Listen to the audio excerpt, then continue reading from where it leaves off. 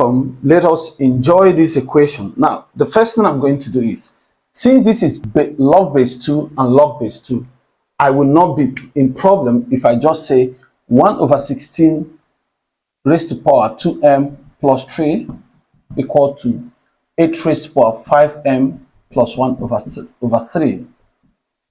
So at this point, remember 1 over 16 is 2 raised to power minus 4, and 8 is something as 2 raised to power 8. So I'm going to express them in the same base because it's exponential equation. So this is going to be 2 raised to power minus 4 brackets 2m plus 3, and this is going to be 2 raised to power 3 bracket 5m plus 1 over 3.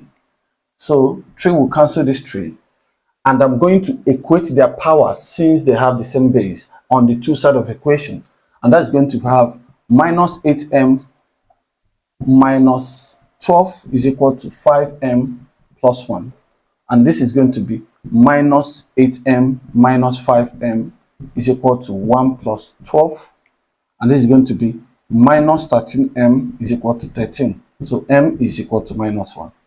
Thank you for being part of it.